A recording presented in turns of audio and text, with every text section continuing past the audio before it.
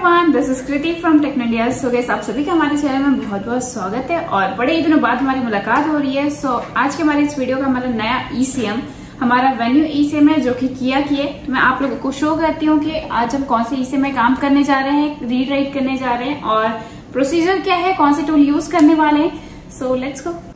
So guys, जैसा कि मैंने आप लोगों को बताया, ये हमारी किया की ईसीएम है, ये इसकी डिटेल है जो कि डेल्फी की है एंड ये वेन्यू हमारी गाड़ी है और इसमें आज हम वर्क करने जा रहे हैं हमारे बीट बॉक्स की मदद से, जो कि आप जानते हैं कि वन ऑफ द बेस्ट है बीट बॉक्स। इसमें हमारा डेल्फी का एक्टिवेशन है और जो हमारी मीडिएटर टूल यूज होने वाली है वो हमारी पीसीएम टूल है।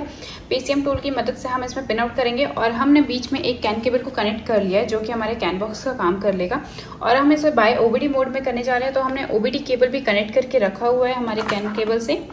सो ये कंप्लीट कनेक्शन हो गई है और यहाँ पर हमको बस यहाँ पर पावर सप्लाई देनी है और कैन केबल में भी आपको पावर सप्लाई देनी है। इसके बाद हम चलते हैं सॉफ्टवेयर में और एंड मैं आप लोगों को सॉफ्टवेयर के प्रोसीजर दिखाती हूँ। सो गाइस, जैसा कि मैंने आप लोगों को बताया था कि हम बीट बॉक्स की मदद से काम करने जा रहे हैं, तो सबसे पहले हम बीट बॉक्स का सॉफ्टवेयर ओपन कर लेते हैं एंड ये हमारा बीट बॉक्स का सॉफ्टवेयर ओपन हो रहा है। जैसे कि आप लोग जानते हैं कि बीट बॉक्स के लिए बहुत ही अच्छे नेटवर्क कनेक्शन की ज़रूरत पड़ती है, नहीं तो वो चालू नहीं होता है। इसी तरह KT200 हो गया या KT फ्लैश हो गया, इन सब में नेटवर्क की बहुत ज़रूरत होती है।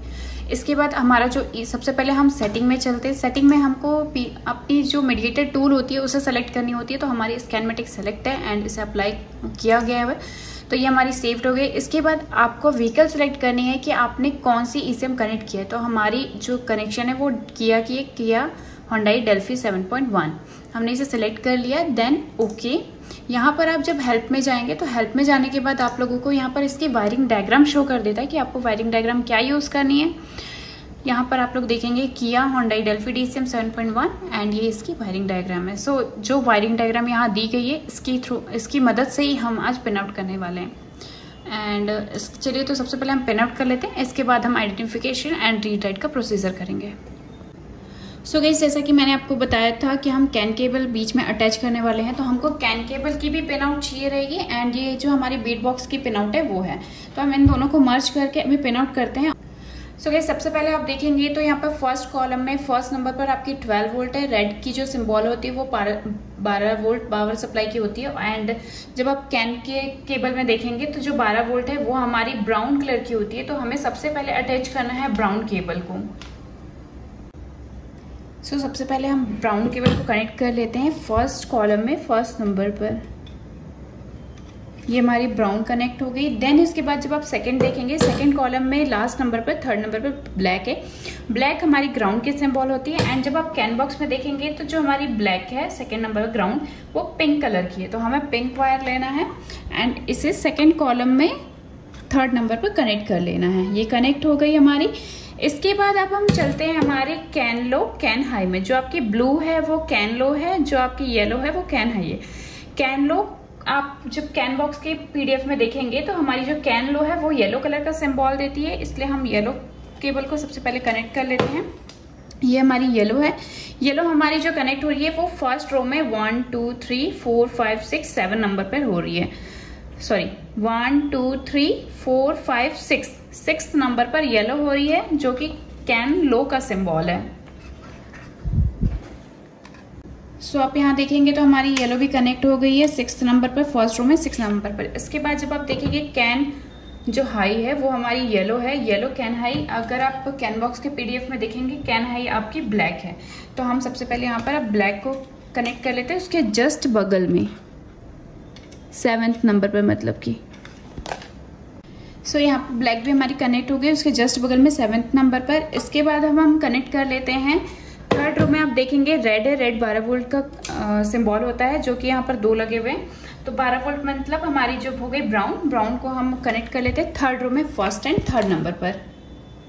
सो यहाँ पर 12 वोल्ट की हमारी जो नीचे की थर्ड रो की कनेक्शन थी वो भी हो गई एंड ये हमारी कंप्लीट कनेक्शन है। आप अच्छे से देख लीजिए, ये हमारी पीडीएफ की है एंड ये हमारी कनेक्शन है। इसके बाद अब हम सॉफ्टवेयर में चलते हैं और आगे का प्रोसीजर देखते हैं।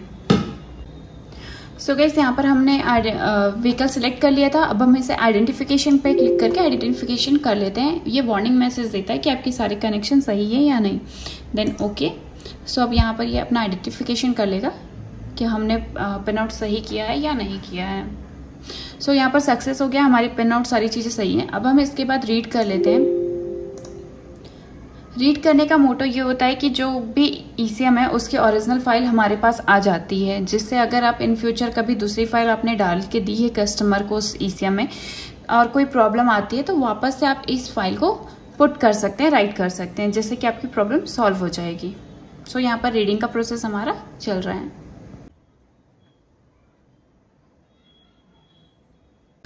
सो यहाँ पर हमारा रीडिंग का प्रोसेस कंप्लीट होता है।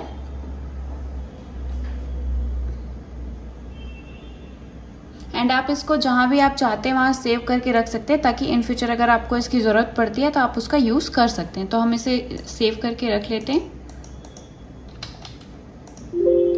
ये हमने रीडिंग कर लिया, रीडिंग हमारी प्रोसेस कंप्लीट हो गई। अब इसके बाद आपको जब राइट करना है तो राइट पर क्लिक करना है एंड आप जो भी फाइल यहाँ पर राइट करना चाहते हैं वो आप फाइल को सेलेक्ट कर लीजिए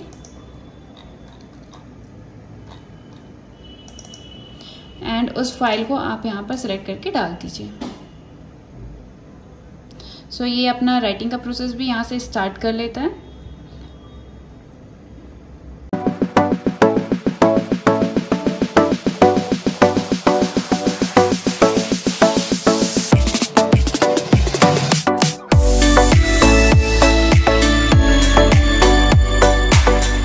सो गाइस यहाँ हमारा राइटिंग का प्रोसेस भी कंप्लीट होता है एंड ये जो हमारा रीडिंग एंड राइटिंग का था ये हमारे वेन्यू की गाड़ी थी, तो हमारा कंप्लीट हो गया, वो भी बिटबॉक्स की मदद से।